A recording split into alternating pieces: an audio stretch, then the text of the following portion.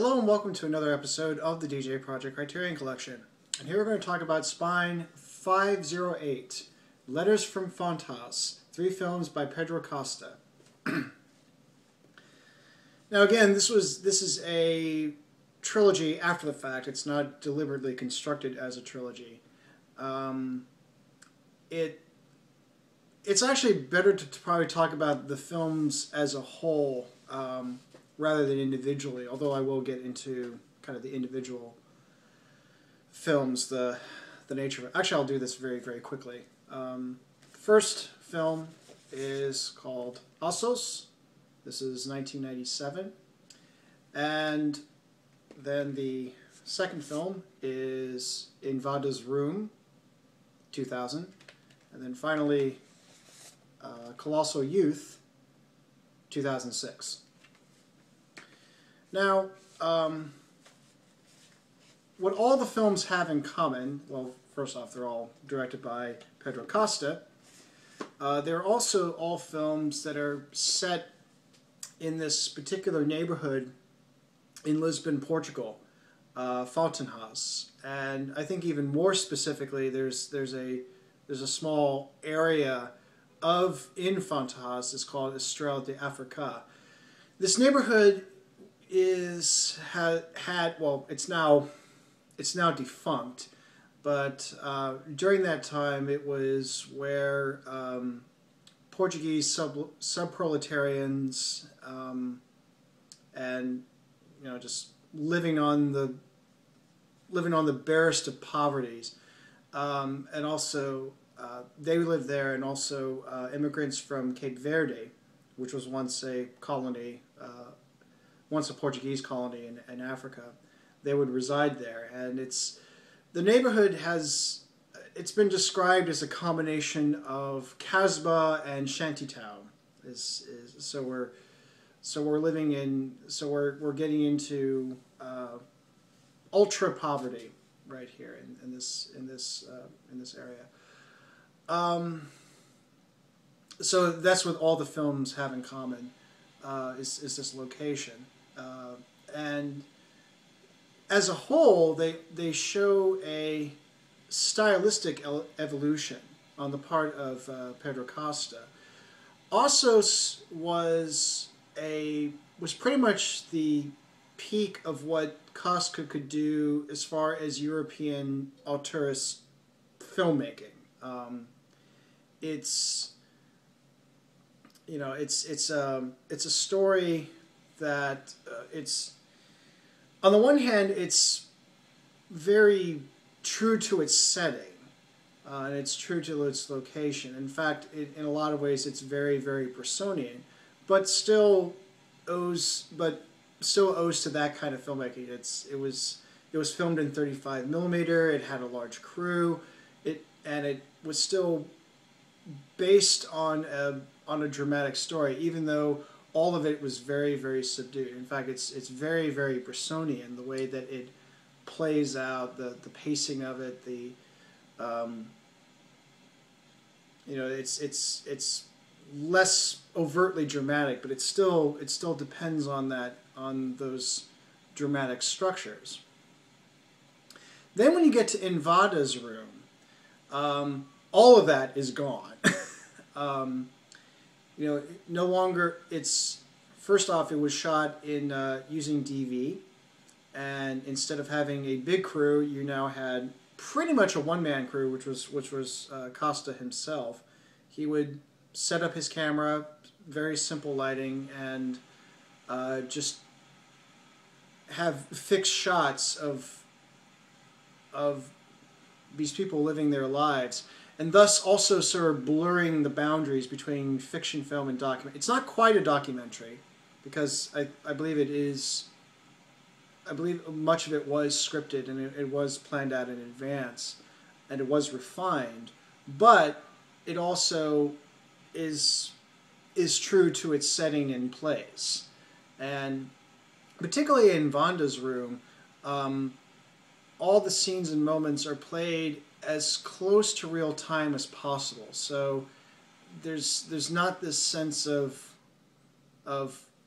dramatic art. There's no real dramatic art. It's living out the days, as it were. You just deal with days as they come. You deal with events as they come. But there's no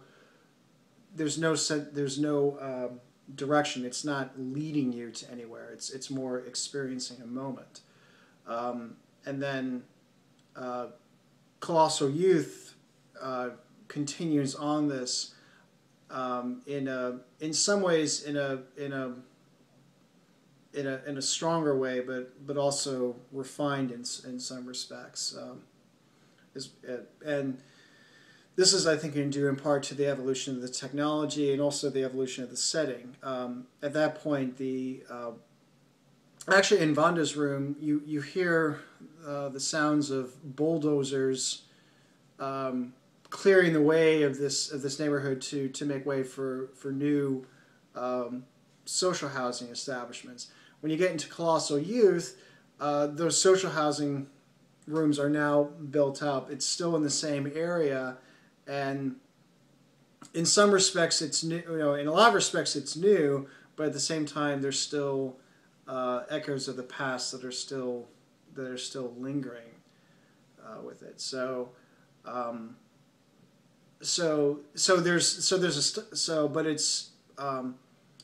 there's also a geographical evolution in these films, as well as a stylistic evolution on the part of Pedro Costa, going away from the more auteurist cinema and just basically taking things to their logical conclusion, taking those earlier movies to their logical conclusion, which I'll get into very shortly. Actually, and then likewise, there's the technical evolution going from film to DV. So, anyways, okay. As I just said, the films. What's interesting about the films as a whole, they both break away from certain cinematic traditions, but at the same time reaffirm what cinema is all about.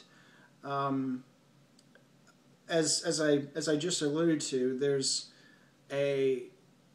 I see these films as a logical conclusion. You take, starting from Italian neorealism and also using cinema verite and Bresson's idea of cinema photographique, it's taking it much further than how they did it, because while moving forward into the future, you're also informed a lot by your past, and you still operate.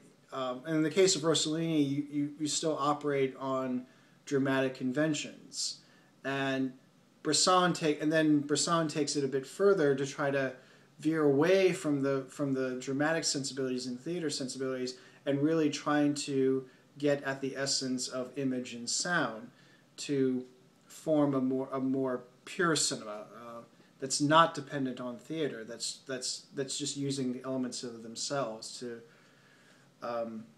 to convey meanings, ideas, and so on. And so Pedro Costa is continuing on that tradition by both breaking away from it but also reaffirming it. And then the other big takeaway from the films as a whole is that these films are meant to reveal beauty rather than take something and transform it into beauty. In other words, this is not the makeover affair. This is not someone coming into an area and wanting to exploit an area or exploit a circumstantial living, and then trying to glamorize it and to make it into turning it into something that it's not. Rather, this is letting the place and letting the people, in so many words, speak for themselves. And then it's up to us to see what he sees, to see what Costa sees, and he has allowed himself the time and the space to bring that out. And this is in preparation for how to see the films. Like I said, Ossos is probably the most is the most familiar in terms of style and execution. If you're used to seeing Bresson, like Mouchette, for instance, you'll feel right at home watching Ossos. It's still very deliberate pacing. There's a lot of long takes and fixed shots and so on, but it still more or less follows like a European auteurist film. The next two films are less that, and the shots are fixed. The scenes are played out. Again, taking advantage of DV because you're able to store more minutes, and so it's very deliberately paced. And if you're not used to that, then you're gonna find this boring. But if you allow it to play out, it's all very deliberate. I don't think it's done purely to frustrate you. I think it's done to reveal a beauty and a charm in its own way. It allows itself, by allowing it to be, and with very little interference, but at the same time giving it some refinement, but refining it on its own terms. A lot of the shots, as I held out each of the individual covers, it really, a lot of the shots do look like that, and it owes something to the Dutch masters who were and using the chiaroscuro lighting style, and it looks very much like that. But it wasn't deliberate. It wasn't, and this is what I meant earlier about revealing beauty rather than transforming something into beauty.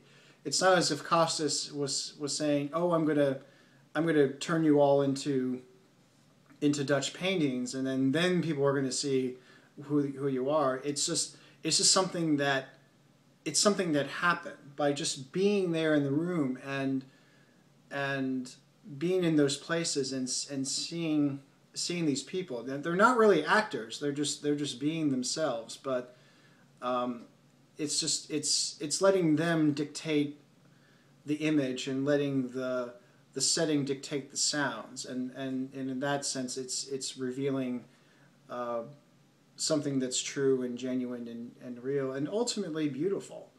And it's something where you have to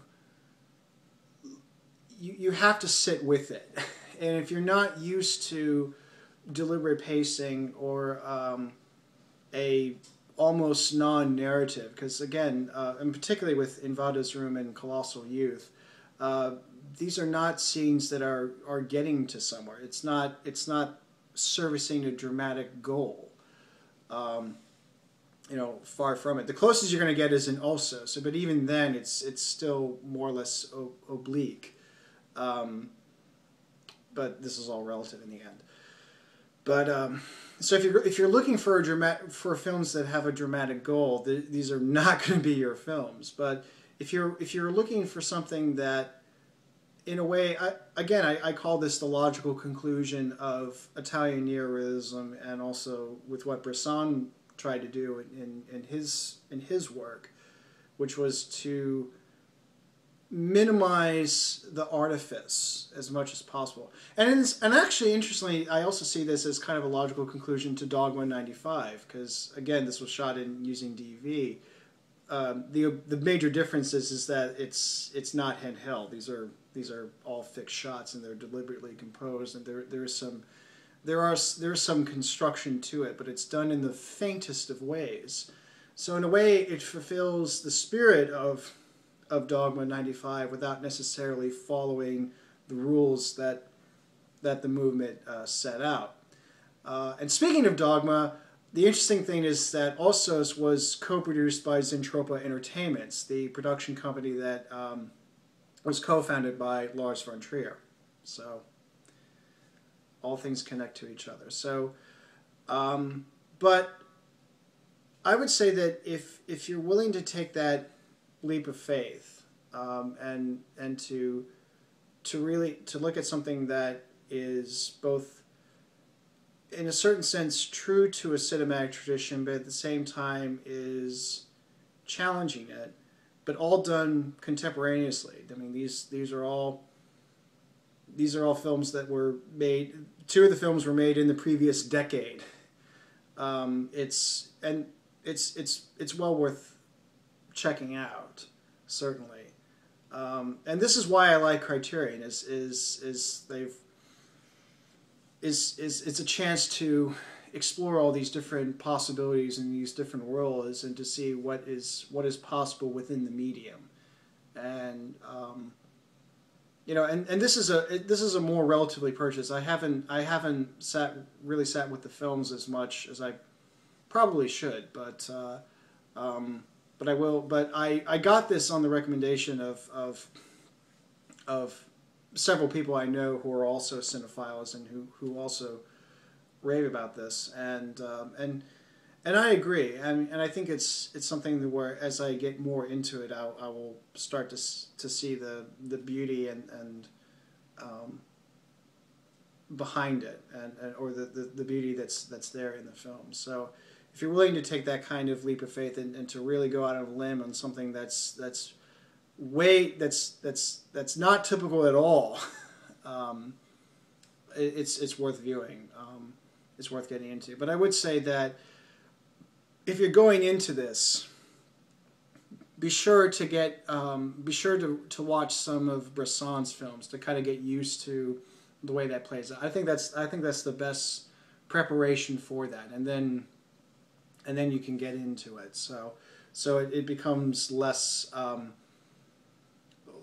a shock, I guess, because it is played out in a more deliberate way, and not overtly dramatizing it or anything like that. It's minimalist in a lot of respects, not just technically, but also in terms of the artifice, and it just allows it to simply be, and because of that, there's a charm and a beauty in it. So there you go, and that was Letters from Fontainhas. And until next time, take care.